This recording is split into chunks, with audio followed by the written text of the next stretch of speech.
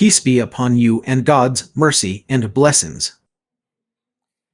In the name of God, the most gracious, the most merciful, praise be to God, and peace and blessings be upon the messenger of God, his family, his companions, and those who follow him. O God, there is nothing easy except what you make easy, and you make sorrow easy. If you will, O God, teach us what benefits us, and benefit us with what you have taught us, and increase us in knowledge. Make all our deeds purely for your noble countenance, and do not let anyone else have any part in them, O Lord of the worlds. Welcome, dear friends. This is the 12th session of the prophetic biography. Upon its owner be the best of prayers and purest peace. In the previous session, we stopped at the first to embrace Islam, and we mentioned that the first to embrace Islam were for those who were around the Prophet, peace and blessings be upon him, Khadijah bint Khuwaylid, his wife, Ali ibn Abi Talib, who was his stepson, peace and blessings be upon him, Zayd ibn Haritha, who was his freed slave, companion, friend, and confidant, and Abu Bakr, may God be pleased with him. We mentioned that the first lesson we learn from this is that these people were honored with this status and were among the first to embrace Islam because they were near the Prophet, peace and blessings be upon him, and that 3 of them were those who chose and hastened to be companions of the Prophet, peace and blessings be upon him, as we mentioned regarding Khadijah, and as we mentioned regarding Zayd ibn Haritha in the famous story, and also Abu Bakr, may God be pleased with him. And so on. This means that this lesson is a lesson about where you place yourself. Whoever desires righteousness, whoever desires the hereafter, whoever desires salvation, knows where to place themselves. Likewise, whoever desires wealth knows where to place themselves. Whoever desires status knows where to place themselves. Whoever desires women knows where to place themselves. Every person, when they choose their companions, chooses their destiny. This is one of the things that people know by nature. Whoever desires something desires its people and is keen on the company of its people. Whoever wanted to be near the Prophet, peace and blessings be upon him, of course, before they knew that this was their Prophet, but the Prophet's personality, peace and blessings be upon him, did not approach it, or did not like to approach it, except for those who were like the Prophet in greatness and uprightness. This is an important matter, and we will come, God willing, shortly to refute the issue of those who embraced Islam and the early converts, the first of Islam. But before that, there is a point to consider regarding the verse revealed to the Prophet, peace and blessings be upon him, which is the second verse revealed of the Holy Quran. Of course, there is a difference of opinion among scholars as to whether the second verse revealed after "Read in the name of your Lord" was Surah Al-Mudaththir, which contains the words, "O you who are wrapped in garments, arise and warn, and your Lord glorify, and your garments purify, and uncleanliness shun, and do not confer favor to seek recompense, and for your Lord be patient." Or was it Surah Al-Muzammil, which contains the words, "O you who are wrapped in garments, arise to pray at night, accept a little half of it or subtract from it a little, or add to it, and recite the Quran with measured recitation. Indeed, we will cast upon you a weighty word. Indeed, the rising by night is most impactful and strongest for rest. Indeed, for you during the day is prolonged activity. And remember the name of your Lord, and devote yourself to him with complete devotion.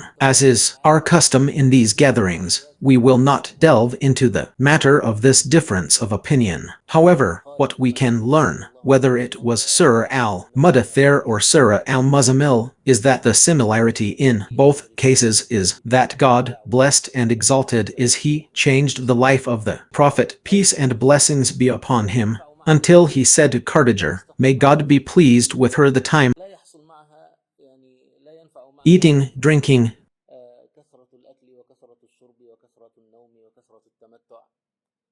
sleeping, and indulgence are useless. A person with a purpose transforms, and the Prophet, peace and blessings be upon him, experienced what he clearly illustrated later when he was in Medina. A Bedouin man came to him for dinner, and the Prophet, peace and blessings be upon him, offered him a bowl of milk, which he drank. The Prophet offered him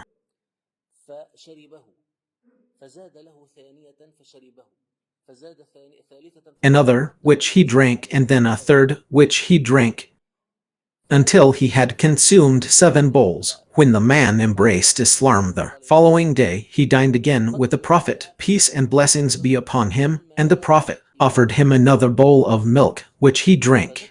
When the Prophet offered him another, the man said, I am full. The Prophet, peace and blessings be upon him, then said, the believer eats with 1 stomach, while the disbeliever eats with 7 stomachs.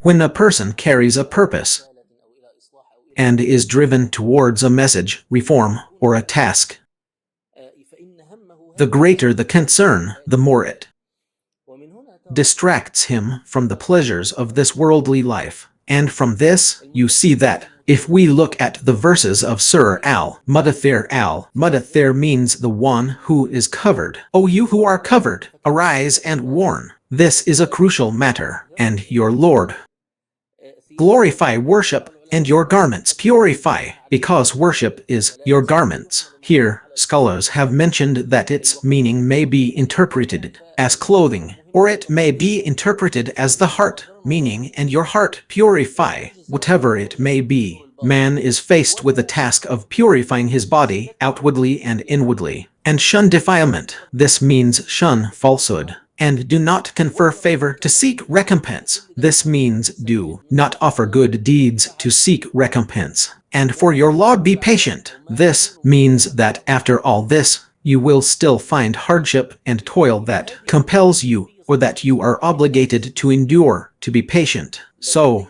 this is the mission of the Prophet, peace and blessings be upon him, with the people. If we come to Surah Al-Muzammil, O you who are wrapped in garments, arise to pray at night, except for a little. Night prayer is half of it, or a little less than that, or a little more, and recite the Quran with measured recitation, and it will come to us in the last verse of Surah Al-Muzammil. Indeed, the first foreigners, the least they would pray at night was 1/3 of the night. The very least they would pray at night 1/3 of the night, until their feet became swollen. This was obligatory for them. Night prayer at the beginning of the call to Islam was not optional, not recommended, not voluntary, it was obligatory. Therefore, these early Muslims truly underwent a rigorous training, or as we might call it, a harsh training. Imagine if we consider that we are in winter now, a third of the night is approximately 4 hours.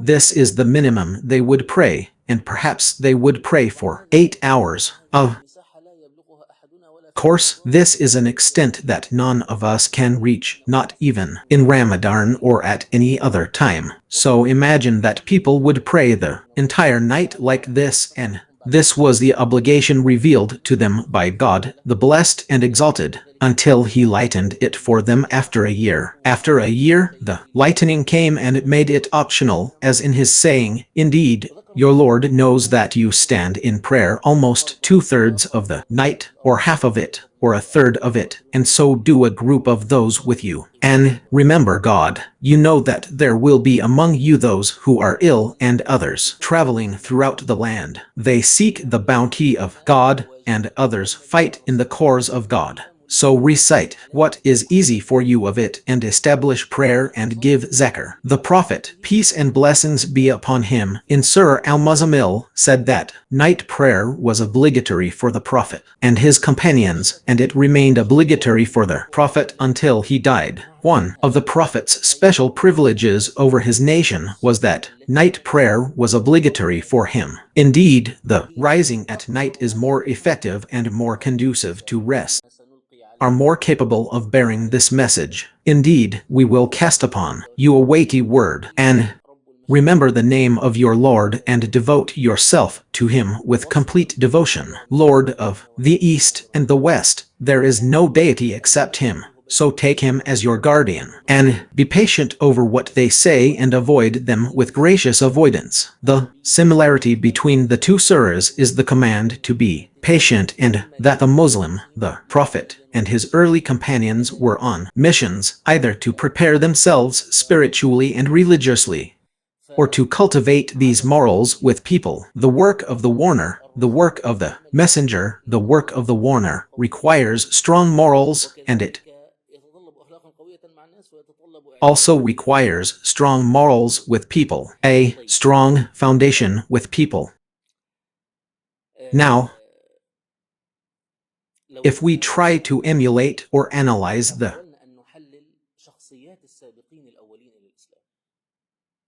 personalities of the first converts to Islam, we mentioned that they all shared a close relationship with the Prophet, peace and blessings be upon him. But look also, all these early converts were distinguished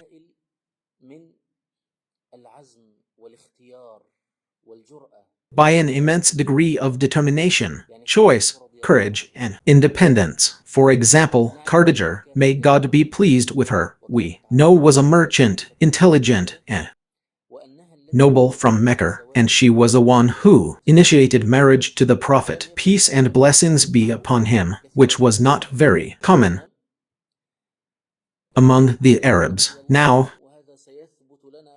Ali, may God be pleased with him, and this will become clear to us later. It is true that the Prophet took him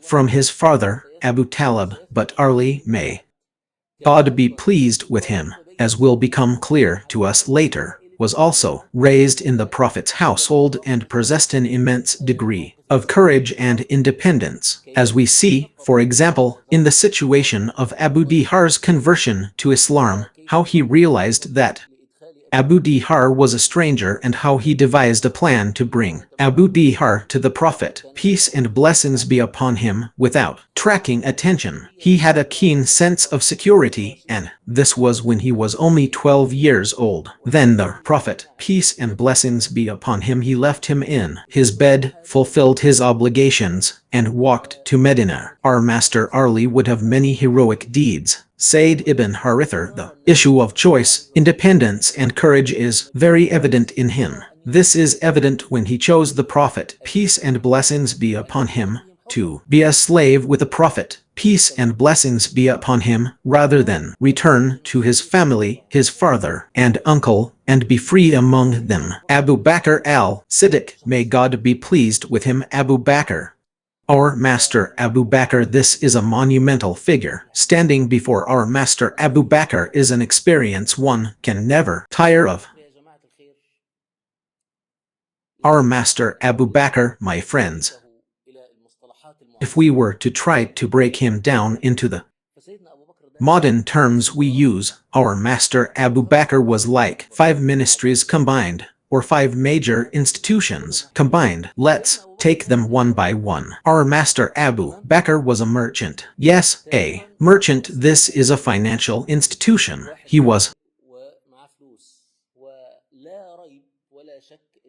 wealthy and had money. There is no doubt that every movement, every call, every change, every call for reform undoubtedly requires money. So, to begin with, our master Abu Bakr was a merchant. Secondly, our master Abu Bakr was the most knowledgeable of the Quraysh. More than anyone in Quraysh knew their lineage and history, meaning their history. So, we also have a ministry of culture. This is the most knowledgeable person in this region about lineages and history. The map of society is clear before him. He was a beloved and respected figure. People liked to sit with him. He was a wealthy merchant with culture, and he held a council that people loved to sit with. So, this is a media and public relations institution, right? You are now sitting with someone who embodies goodness. His character is kind and virtuous, and he possesses knowledge and eloquence. He is the most knowledgeable of Quraysh about lineages and history, and he has a council. And Abu Bakr, may God be pleased with him, was their fifth institution. We can say it's an intelligence apparatus, because if you have knowledge of lineages, history, and public relations, then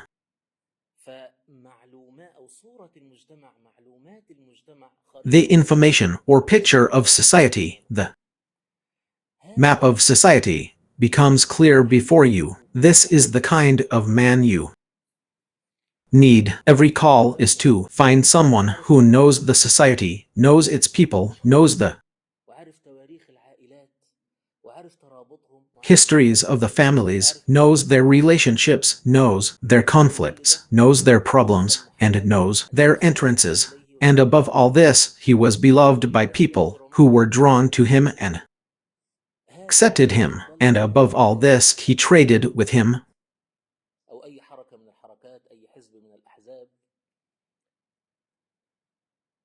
زاد عليهم أبو بكر بكل هذا شدة إيمانه بالنبي صلى الله عليه وسلم. النبي صلى الله عليه وسلم يقول: ما دعوت أحدا إلى الإسلام إلا كانت له كبوة.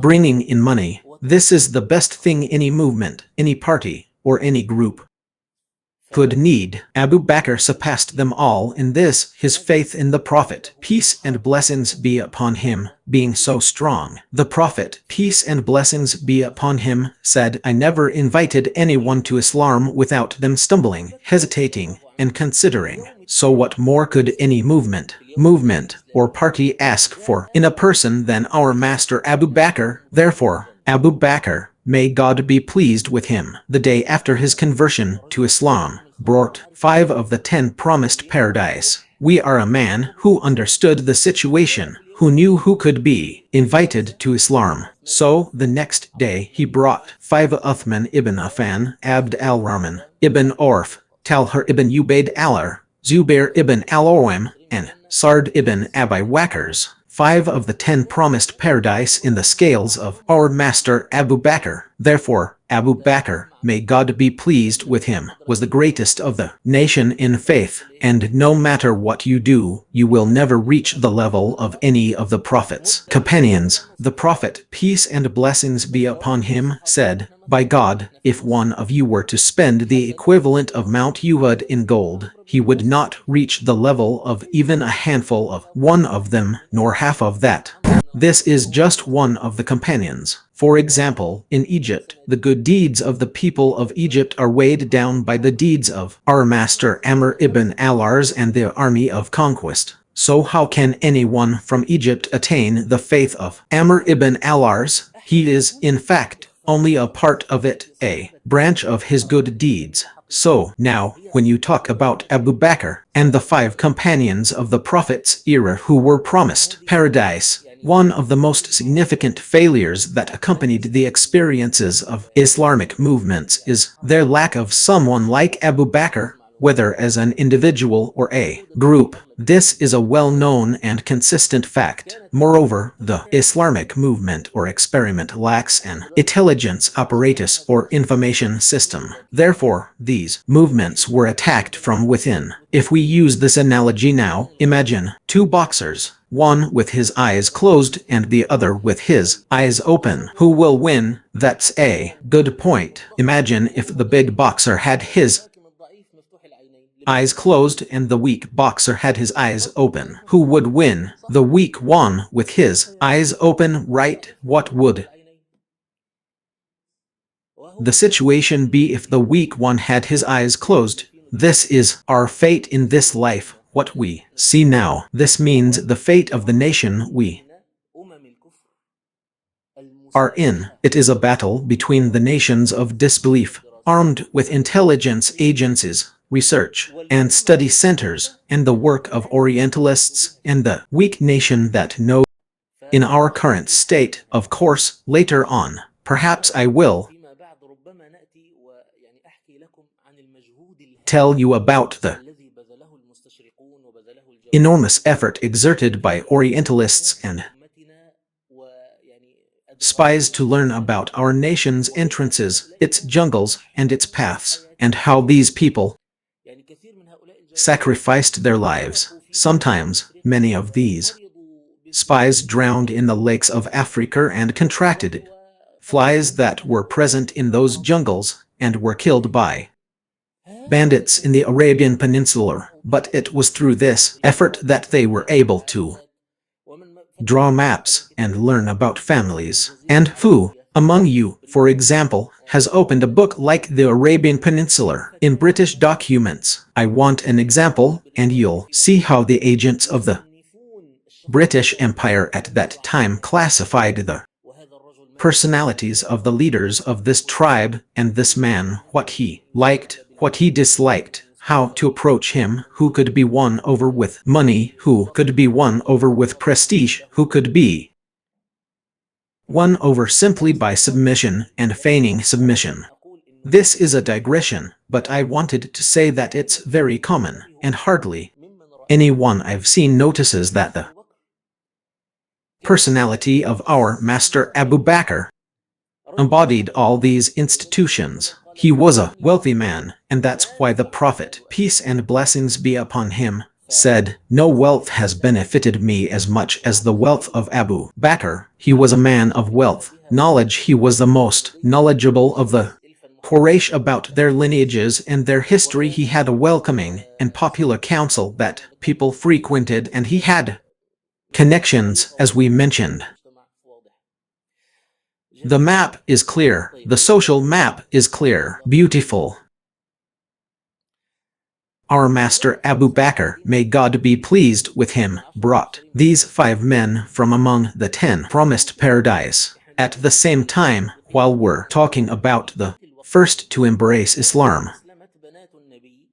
the daughters of the Prophet, peace and blessings be upon him, had already converted. Of course, the Prophet, as we know that the Prophet, peace and blessings be upon him, was blessed with 7 children, 3 sons and 4 daughters. The 3 sons were Ibrahim, Qasim, and Abelard, and these were from Khadijah. Ibrahim was born to him at the end of his life, peace and blessings be upon him, from his concubine, Maria al-Qibtiyya. All the sons died in infancy before reaching puberty. The 4 daughters lived and embraced Islam with the Prophet, peace and blessings be upon him, and all of them also died during his lifetime, except for Fatima, who died 6 months after him. So the daughters of the Prophet, peace and blessings be upon him, embraced Islam, and Islam began to spread. But it began to spread in this way. We mentioned that this stage is called the stage of special invitation, meaning that the Prophet, peace and blessings be upon him, would select from the members of society those whom he considered qualified to carry this message.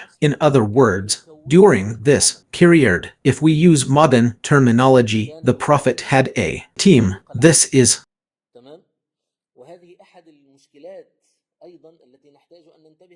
also one of the problems that we need to pay attention to. Later, when you call for noble morals, when you call for adherence to religion, and when you call for self-improvement and purifying, the heart is a general call that everyone hears. But when you start a work with which you want to reform reality, reform society, you do not call on all people, but rather you call on those who can be a cornerstone and a pillar of the pillars, part of the work team that later develops this movement, this call, and this message. Therefore, if it is the call of Islam, my good people, I mean, let me tell you something. If the Prophet, may God bless him and grant him peace, had announced this call from the first day and we had not spent 3 years at its beginning, we would have imagined that this call was launched and broadcast to all people, and Islam is indeed, God bless him and grant him peace, spent 3 years selecting some people, this indicates what? However, at that moment he was not calling for general Islam, but rather he was calling for, or rather, he was forming the first team, the first core, the solid core. We will see that what distinguished the early predecessors was that none of them apostatized at any time. Rather, these were the ones who, later, when the world opened up to them, when spoils of war came to them, when wealth came to them, and when treasures came to them, they were the most ascetic of people, because many experiences show that our man, meaning you are with me in the call, with me in reform, but then, when a door of worldly gain opens to him, he rushes to it and turns against what he was before. Of course, the examples we can give now, I mean, there are many examples how many people began their lives as righteous, even reformers, and now, you know, Mahmoud Abbas was in the first Islamic movement. Mahmoud Abbas, Abu Mazen, no one can imagine that, right? The team, the first core, the pillars. These require a special degree of selection. Firstly, a special degree of consideration, and then a special degree of education, purification, and faith-based and spiritual development. Otherwise, many countries and many movements collapsed when they were tempted. I'm telling you, there was an experiment, or rather, it was a study by the American Rand Corporation, a very serious study. I think this study, if memory serves, was published in 2012 or 2013. What does this study say? Its title is How Terrorist Groups End. Okay, what does it say? It says that 34% of terrorist groups end when they enter the political process. So, we open up to these groups. What? A political path. The first thing we do when we open a political path is give them the choice to continue fighting or enter politics.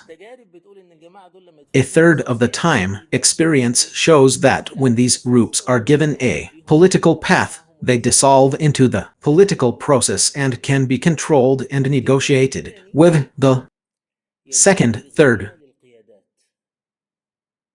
ends with the assassination of their leaders. These are groups that reject the allure of their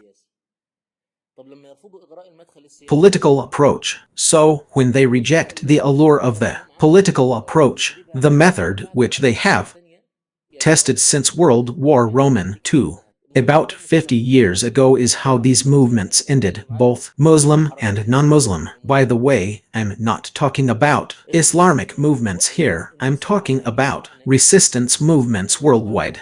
Assassination of leaders is the method. As for military victory, meaning we can defeat them militarily, we have only been able to defeat them militarily in 7% of cases. Resistance movements don't end with military victories or conventional warfare. Now let's look at the other two-thirds of movements. They end either by entering the political process, which is the temptation of this world because it pulls you towards the allure of power. Leadership and reform can be achieved easily or through the assassination of leaders. Therefore, just as all movements need a tremendous amount of education and spiritual preparation to prevent them from succumbing to temptations, they also need a high degree of security for their leaders and competent individuals. Because, my friends, the saying "if a leader dies, another will rise" is a widespread myth, even if it originated in pre-Islamic times. The saying "if one of our leaders dies, another will rise" is a saying that the noble ones never uttered. The truth is, a leader who dies cannot be replaced. This is based on experience. And of course, assassinations books and research papers written about them, we will see that the Prophet, peace and blessings be upon him, as much as he cared about the educational aspect and spiritual preparation, also cared about secrecy, discretion, and concealment. Both of these are entry points through which movements for change and reform collapse. We will see that the Prophet, peace and blessings be upon him, as we mentioned, instructed his companions to perform night prayers for a year. This long period of prayer was also a time when he himself was concealed, protected by his companions. The Prophet, peace and blessings be upon him, remained under guard until the city remained, until the verse of God Almighty was revealed, and God will protect you from the people. So the guards were dismissed.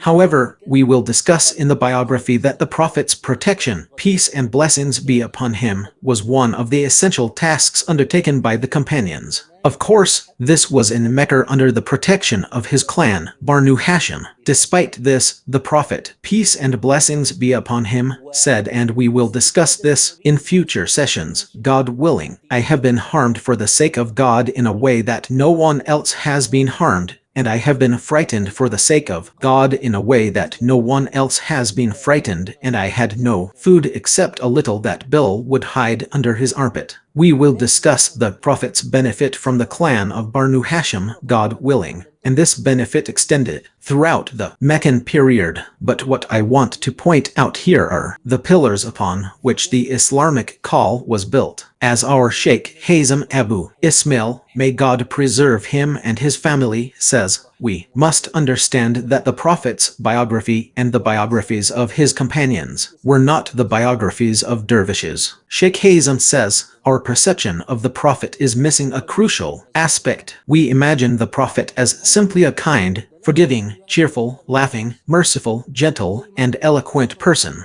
We forget the competence, genius, management skills, battle fighting prowess, and awareness of pitfalls that the Prophet, may God bless him and grant him peace, possessed. These are things that are lost, and most people hardly know about them. Just as we do now, what is our perception of Abu Bakr, for example? If you ask most people what their perception of Abu Bakr is, they will mention his gentleness, thinness, strength of faith, and frequent crying, forgetting that our master Abu Bakr was a man who understood the map of pre-Islamic society to the extent that he knew how to bring the best 5 people on the second day of the call. We will see how the Prophet, may God bless him and grant him peace, would use him when he came to the tribes. Abu Bakr would accompany him on these visits, and Abu Bakr would ask the people, who are you? They say that a certain tribe is an origin of its lineage or a consequence of its origins. Does this mean the origin of the tribe or the surrounding area?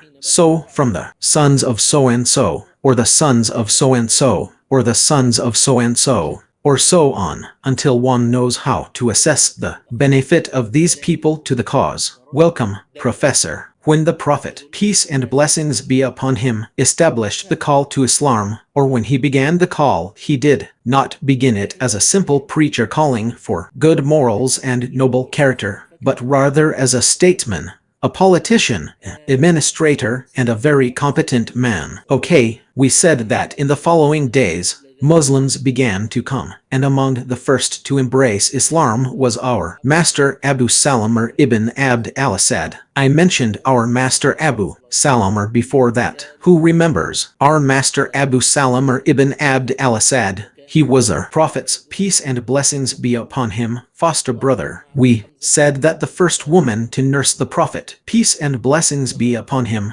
was a slave of Abu Lahab. She had a son named Masrau, and she nursed Hamza and Abu Salamah ibn Abd al-Assad along with him. He was also the Prophet's, peace and blessings be upon him, cousin, Bara bint Abu Muttalib, our master Abu Salamah ibn Abd al-Assad, and his wife Salamah, who would later become one of the mothers of the believers and the wife of the Prophet, peace and blessings fifth man in the history of Muslims after the four rightly guided caliphs, the trustworthy one of the nation. Sa'id ibn Zayd also embraced Islam.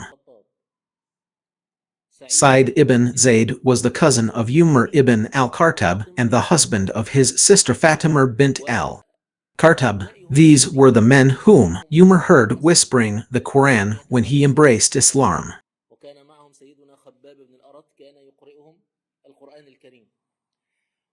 Also with them was our master Karbab ibn al-Karan. Abdullah ibn Masud from the tribe of Hudayl also embraced Islam. Bil ibn Rabah embraced Islam, as did Amr and his mother and father. His mother was Yasser, and his mother was Sumayr. Suhaib al-Rumit also embraced Islam. Ibn Hisham counted them all in his biography until they reached 40 men. These are the ones known as the first to embrace Islam. There is a well-known rumor that we need to address that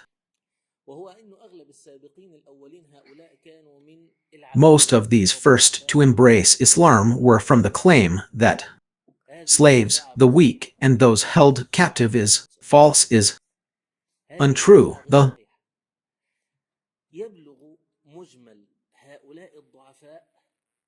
total number of these weak, enslaved, and captive people is only 13 out of 40. If it's 13 out of 40, it can't be said that they represent the majority, most, or even the vast majority. This is true because this statement has both a truthful and a false aspect. Let me clarify this matter. You know the story of Heraclius. When the Prophet's message reached him, peace and blessings be upon him, he sent for Abu Sufyan, and he sent his soldiers to bring him one of the Arabs from whom this prophet came. They brought Abu Sufyan, and Heraclius asked him, do the noble people follow him, or the weak? Abu Sufyan replied, the weak. Heraclius said, and they are the followers of the messengers. So how do we reconcile these two statements? Are the weak the followers of the messengers, while those who believed with the Prophet, peace and blessings be upon him, among the first to embrace Islam, were not mostly weak? Here, the word weak in Heraclius's mind is different from the word clients. The weak, as we understand them now, are known, famous, and established by Quranic facts. This group of the wealthy, the affluent, and the privileged are the enemies of the messengers. Indeed, this group of wealthy, privileged masters are usually the enemies of the messengers, as God Almighty said, and we did not send before you any warner to a town, except that its affluent said, these are the people who always want things to remain as they are. Any movement for change, any movement for reform, any call to action, this group is directly against it. Likewise, the downtrodden poor cannot even think beyond their daily instincts. For example, don't ask anything of someone who needs food and drink, so just stay there.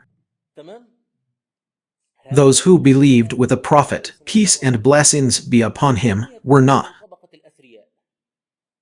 from the wealthy class. They were not from the wealthy class, but they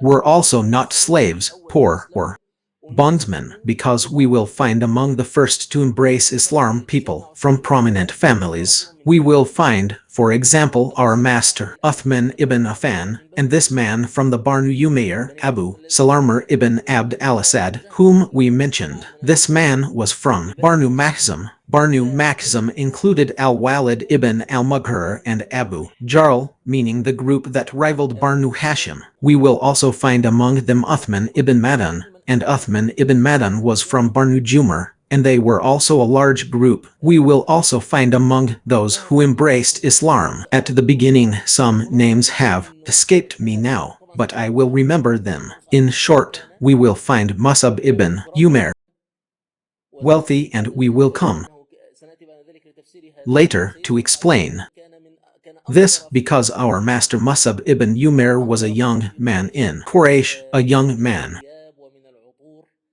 in Quraysh in terms of clothes and perfumes, and his gate was known as the Umayyar. Yes,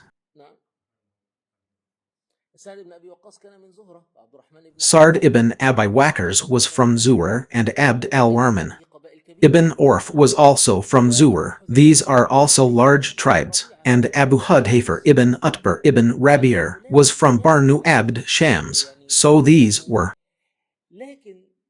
indeed among them, meaning they were from large families, but they were young, my friends. The oldest among those we are talking about are from the early converts. The first of them was Abu Bakr, who was 38 years old. The oldest was Abu Bakr, who was 38. Abd al-Rahman ibn Awf was 30. Zubair ibn al-Awwam was 13. Talha ibn Ubayd was 12.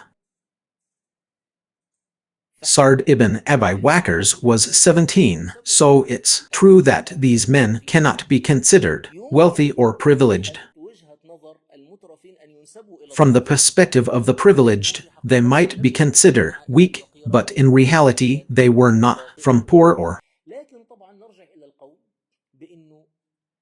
lowly families. But of course, we return to the point that these slaves and freedmen who embraced Islam possessed qualities that prepared and qualified them to carry this message. When you see a man like Bilal ibn Rabah or Ammar ibn Yasir, or even Suhaib al-Rumi, Suhaib al-Rumi being a merchant, a stranger, an investor, a refugee in Mecca, when you see a man like Bilal ibn Rabah, a slave of Umayyah ibn Khalaf, naturally, if this slave heard about a religion that arose in Quraysh, he would say, "What's it to me?"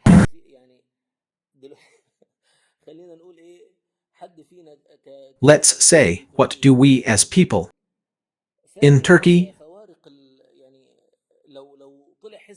understand even the slightest difference? If a new party emerged in Turkey now, would any of us even notice? If a new party were established within the political landscape, how many of the refugee groups in Turkey would pay attention? No one, right? Besides, he was a servant, a slave. But for Bilal ibn Rabah to possess such vigilance, understanding, and intelligence to weigh these matters, and then to have such strength of character, courage, and independence would make him one of the first to embrace Islam. A truly great figure. Of course, no one would expect someone like Bilal to do this. No one would expect that. Now, someone like Ammar ibn Yasir. Ammar ibn Yasir was a freed slave, meaning he was affiliated with the Banu Makhzum. Freed slaves are people who pledge allegiance to another tribe.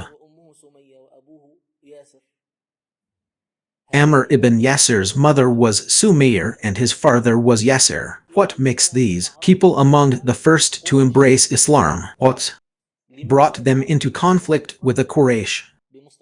Why were they subjected to breaking the law in our modern terms? Now, for example, and this is a good analogy, but it's similar to what we as refugees in Turkey might experience. If we did something like that, your residency would be revoked, or if you obtained citizenship, it would be revoked. Would anyone apply for something like that? You already suffer until you get residency. So, these people weren't just at risk of having their residency or citizenship revoked, they were also at risk of being labeled as rebels and terrorists. Ultimately, these individuals who were slaves, the weak, and the servants were expressing through their faith in the Prophet, peace be upon him, great character, free and independent personalities and courageous individuals with a strong determination to overcome or transcend their financial and social circumstances. Of course, this must have been present in all the early Muslims, the first ones,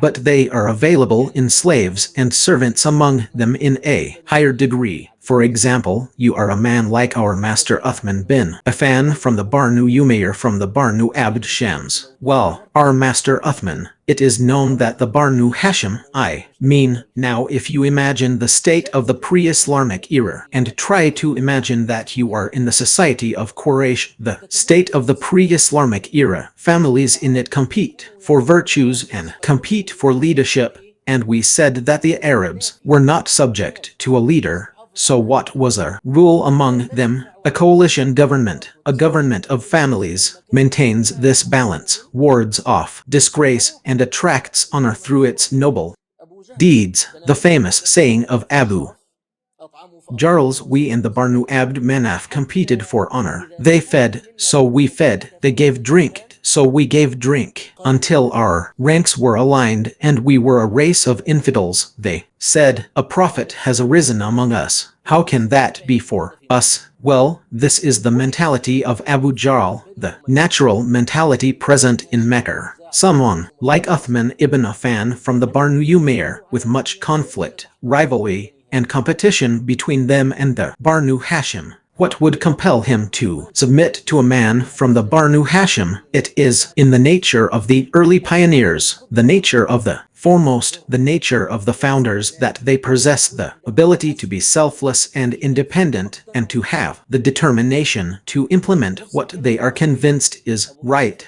Same applies to Abu Hudhayfah ibn Utbah ibn Rabi'ah, whose father was the leader of the Banu Abd Shams, and he was the eldest of his sons. This is supposed to be the future leader of the Banu Abd Shams, not just to submit.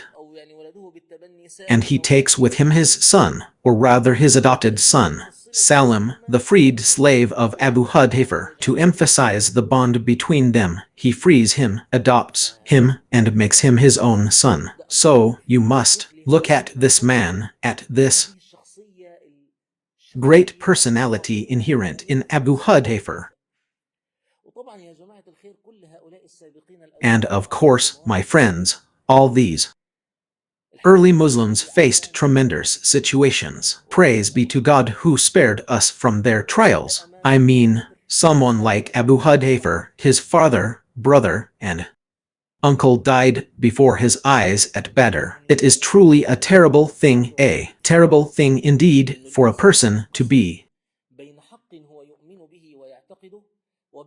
torn between a truth he believes in and adheres to, and opposing his entire environment for that truth, and paying a heavy price with his own life and sacrifices. So, the early Muslims were like this. They had the ability to criticize themselves, to criticize history, to criticize experience, and they had the ability to be independent, courageous, and determined. Now, regarding the matter of the early Muslims, there is an important piece of information that we must pay attention to. What did the Prophet, peace and blessings be upon him, promise the early Muslims? I mean, naturally, when any party, any movement, any call, anything at all is established, what is the appeal of joining it? Not everyone who comes to talk to you will give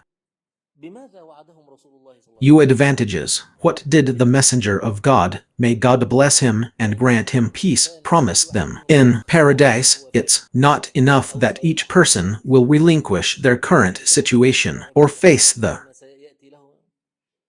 hardships and difficulties of what is to come. It's even more significant that you will have nothing left in this world. A prophet, peace and blessings be upon him, promised no one anything but paradise. Here we arrive at a very serious meaning, indeed the most difficult of all, the meaning of detachment and sincerity. It means believing in the truth for no other reason than that it is the truth, and working for it without expecting are fleeing from hardship. Rather, the truth itself will bring you hardships and take away your gains. This matter of sincerity is difficult because the soul desires something. When a man came to the Prophet, peace and blessings be upon him, and asked him about a man who fights out of courage, another out of zeal, and another to show his position, is this fighting in the cause of God? The man did and understand. He couldn't imagine that these men weren't fighting in the cause of God. So the Prophet, peace and blessings be upon him, said to him, whoever fights so that the word of God is supreme is fighting in the cause of God. Sincerity is the hardest thing for the soul to bear. See, if a person is not tainted by hypocrisy, then it is astonishing. And that is why it is narrated that our master Abdullah bin Mas'ud said, if I knew that a single prostration was truly for the sake of God Almighty, I would wish for death. Of course, this is a very high level of sensitivity. The more a person ascends in faith, the more their sensitivity increases. Our Master Umar used to ask our Master, Mad, did the Messenger of God name me among the hypocrites? This was our Master Umar. So, truly, we must also pay attention to the fact that one of the characteristics of the early Muslims was their sincerity and selflessness. These were people who carried the banner of a call, knowing that they were facing both east and west with it, without any personal gain. Therefore, the question arises, everyone needs to ask themselves, if they had been in Mecca at that time, would the Prophet have chosen them or even considered their call? This is the lesson to be learned. Let's not forget what would happen if the renewer appeared now. As the Messenger of God said, God will send one at the beginning of every 100 years, or if the Mahdi, whom some people are waiting for, appeared. Of course, the Mahdi is awaited by Muslims, but God knows best when his time will be. But the point here is, do you possess the qualities, the talents, the self-discipline? Your morals are of such precious metal that the reformer feels you might be on his side or among the first to be with him. This is also a difficult test. I mean, hearing the story is pleasant, but turning it to yourself and saying, if I had been present at that time, would the Prophet have considered me? Would Abu Bakr have considered choosing me? Well, even if he had considered choosing me, would it have been easy for me to give up my family and status and submit to a man from Banu Hashim with whom we have enmity? There might even have been a Hashemite conspiracy, and so on. A person with self-interest will think long and hard before submitting to the truth, if he submits at all. So, reflecting on the personalities of the first to embrace Islam helps us understand how this religion reached us. It reached us on the shoulders of men, and it helps us understand why God, may he be blessed and exalted, praised them in his saying, and the first to embrace Islam of the Muhajirin and the Ansar and those who followed them in goodness, God is pleased with them and they with him. There is also an important point regarding the first to embrace Islam, and this point is related to the meaning of the sincerity we mentioned regarding the early Muslims. Doesn't mean a closed and finished group. Rather, it means that the important thing isn't who came first, but who was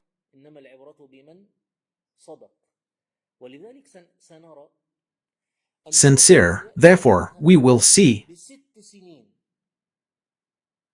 that our man will come after them, and his sincerity will elevate him to the second most important man in Islam. This man is our Master Umar. Our Master Umar was and among the first to embrace Islam. He embraced Islam in the 6th year of the Prophet's mission. However, his sincerity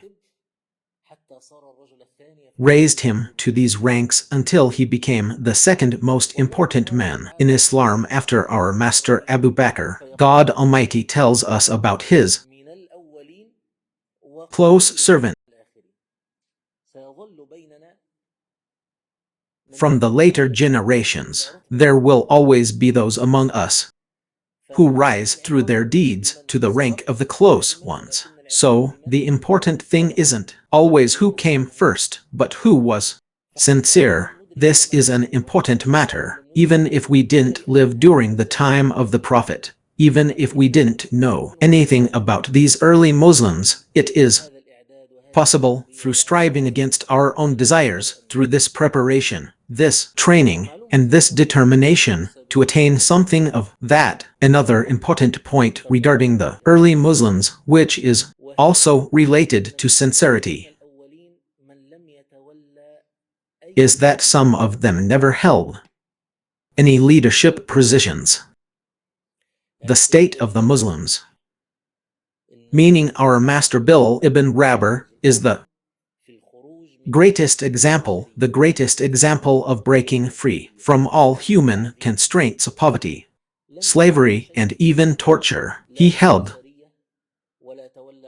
no position of authority. He neither led a military expedition nor managed finances, nor was he governor of a city or judge over a people. He held no position of authority. Meanwhile, we find that a group of later converts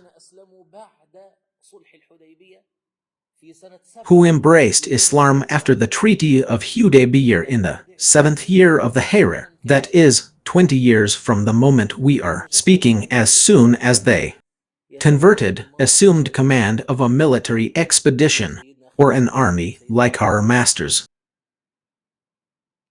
Khalid ibn al-Walid and Amr ibn al-Ars. So, my dear brothers and sisters, the precedents we are talking about, these early converts, does not contradict the issue of human talents and abilities. Just because our masters Bilal, Amr, and Karbab embraced Islam early, endured torture, and sacrificed for the sake of God, doesn't mean that positions are reserved for them during times of victory and empowerment. That's quite possible. Our master Amr ibn Yasir also remained in office until the end of his life. At the age of 90, meaning our master Amr died at 90 in the famous Battle of Siffin. Our master Abu Dihar al-Ghifari, we will come to his story. God willing, he is considered one of the first to embrace Islam. Not just one of the first to embrace Islam, but someone who, in modern terms, sensed that there was a prophet in Mecca. He sensed that there was a prophet in Mecca.